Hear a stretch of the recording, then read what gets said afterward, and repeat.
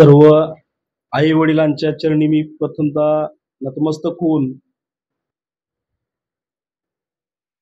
सर्वांचे आशीर्वाद शब्दरूपी मागतो। आज मी देवणी तालुका देवणी जिल्हा लातूर या ठिकाणाहून मी काल बघितल्यानंतर साहेबांना फोन केला आणि ज्यावेळेस मी वृद्धाश्रम चालू करण्याच्या वेळी ज्यावेळेस मला अडचणी येत होत्या त्यावेळेस मी भरपूर वृद्धाश्रम फिरले, जिल्ह्यामध्ये लातूर जिल्ह्यामध्ये फिरले, सोलापूर जिल्ह्यामध्ये फिरलं। पण इथं जे प्रेम आहे संथागार वृद्धाश्रम हे आश्रम म्हणून न चालवणे, एक माझा परिवार म्हणून चालवणे, इथं जे एक प्रेम भेटतं ते मला वाटते महाराष्ट्रामध्ये कुठल्याही वृद्धाश्रम मध्ये नाही आणि कुठेही स्वतःचं घर म्हणून चालवणं हे कुणालाही जमलेलं नाही। आज मी कालच एक शब्द म्हणजे फक्त मला फेसबुकला फेसबुकला नंबर भेटल्या मी सरांना फोन केला आणि मी आपल्या वृद्धाश्रमला भेट देऊ का, येऊ का, आणि मला थोडीशी माहिती पाहिजे आणि तुमच्या एखाद्या चांगल्या शब्दामुळे जर माझं काही चांगलं म्हणजे तुमच्या आई वडिलांची सेवा करण्याची मला जर संधी भेटली तुमच्या थोड्याशा ह्याच्यामुळं, तर मला खूप आनंद होईल आणि येणार आहे मी, असं मी बोलल्यानंतर त्यांनी लगेच म्हणले की तुम्ही या आणि आल्यानंतर जे काही म्हणजे बोलू आपण ते चर्चा करू आपण, मी तुम्हाला सर्व काही समजावून सांगतो असं म्हटल्यानंतर मला खूप आनंद झाला आणि सकाळी मी 11 वाजता तिथून निघालोय तर तुमच्यापाशी मी 2:15 वाजायला पोहोचलोय।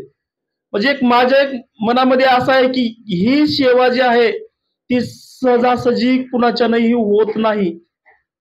आज ह्याकडे पासून त्याकडेपर्यंत जर खुल्ला करून जर कॉम्प्लेक्स काढले तर महिन्याला साहेबांनी सांगितले 50-60 हजार रुपये भाडं उगं बसल्या ठिकाणी आणून देतात, पण त्यांच्यामध्ये कार्यकर्ता होऊन राहणं आणि शेवटपर्यंत कार्यकर्ता होऊन कार्य करणं हे कोणालाही जमत नाही। आज यांच्या कार्यकाळामध्ये यांच्या आयुष्यामध्ये नगराध्यक्ष पद भूषवले, नगरसेवक पद भूषवले, न कुणाला रुपया मागता न कुणाच्या पाया पडता स्वतः आपण मेहनतीनं आणि जिद्दीने इमानदारीने काम करून रुपया न खर्च करता निवडून आलेले। आज हे मला वाटतंय आता माझं काही म्हणजे वय जास्ती नाही, 36-37 वर्ष वय आहे, मी ऐकलो नाही बिना पैशाची निवडणूक लढून आणि स्वतः नगराध्यक्ष झालेले आजपर्यंत। ते आज ज्वलंत उदाहरण आहे साहेबांचं की 1 रुपया खर्च न करता आज नगराध्यक्ष पद भूषवणं आणि ते झाल्यानंतर एखाद्या माणसाकडे पैसा आल्यानंतर त्यांना जमिनीवर चालावं असं वाटत नाही, पण त्यांनी जमीन धरून आपली माती धरून राहावं आणि आपण तर आपल्या आई वडिलांची सेवा करतोच, पण जे कोणी परेशान असतील, जे कुणाला म्हणजे होत नसेल, ज्यांनी आई वडिलांना सांभाळण्याचं म्हणजे हे करत नसतं, कुठल्या तरी व्यसनाच्या आहारी जाऊन कुठल्या तरी वाईट मार्गाला जाऊन जर आई वडिलांची जर सेवा करत नसतील, त्या आई वडिलांची सेवा मी करतो, हे माझे आई वडील आहेत असं समजून हे संथागार वृद्धाश्रमाची निर्मिती करून स्वतःचं घर समजून ही सर्वांना सांभाळत, हेच मला खूप मोठं आश्चर्य वाटलं, आश्चर्यचकित झालो, कारण एवढं प्रेम ही कुठल्याच आश्रम मी 7 ते 8 वृद्धाश्रमला भेट दिलो पण कुठंच असं प्रेम भेटलेलं नाही आणि कुठंच अशी माणुसकीची भाषा बोलण्याची कुठंच मला आढळलेलं नाही। आज हे तुम्ही राहताय म्हणजे खरंच मलाही आनंद वाटतो की मी ती बंद करून सरळ संथागार वृद्धाश्रमामध्ये येऊन 4 घंटे तरी एक दिवसाची सेवा करावी असं मला सुद्धा वाटायला लागले, कारण प्रेम अंतकरण मया दया हे दुसरीकडे कुठेच नाही। साहेबांच्या आशीर्वादानं, तुमच्या आई वडिलांच्या आईंच्या आशीर्वादानं माझ्याही हातून सेवा घडावी या उद्देशाने मीही चालू केलेला आहे।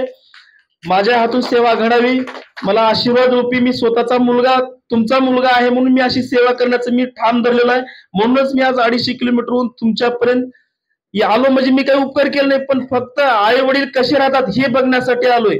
मी स्वतःचे आई वडील समजून बघण्यासाठी आलोय, मी दुसऱ्याचे कसे राहतात मी हे बघण्यासाठी आलेलो नाही। म्हणजे साहेबांचं भाग्य आहे, एकाला एक आई वडील नाहीत, पण आमच्या साहेबांना 20-25 आई 20-25 वडील आहेत, हे साहेबांचं भाग्य समजतो मी। आज एवढ्या आई वडिलांची सेवा करतात यांनी, तर खरंच लोक म्हणतात स्वर्गात जाईल का नरकात जाईल म्हणून, पण साहेबांना स्वर्गात बी घेणार नाहीत, नरकात बी, आणखी खूप सेवा आहे तुमच्या हातून, हे तुम्हाला तिथंच राहायला पाहिजे, सेवा करण्याची तुम्हाला आणखी संधी. साहेब डबल शतक पार करावं असाच आशीर्वाद साहेबांना सर्वांचा असावा, एवढीच मी सर्वांच्या उपस्थितीमध्ये साहेबांना माझ्याकडून शुभेच्छा देतो. आणि साहेबांच्या हातून खूप खूप मोठे काम होत आहे, साहेबांनाही खूप धन्यवाद देतो. आमचा इथं आल्यानंतर पाहुणचार करणं, चहा पाणी करणं एवढं ही खूप आमच्यासाठी खूप खूप मोठी गोष्ट आहे, कारण आम्ही भरपूर ठिकाणी गेलो, असं कुठं घडलेलं नाही. त्यामुळे साहेबांचे खूप खूप अभिनंदन करतो. आपल्या हातून अशी सेवा व्हावी. आपल्याला ईश्वरांच्या रूपानं माणसं भेटलेत, त्यांचा आशीर्वाद साहेबांसोबत राहावा, साहेबांचे डबल शतक पार व्हावं आणि अशी संधी त्यांना भेटावी, एवढंच मी बोलतो आणि थांबतो.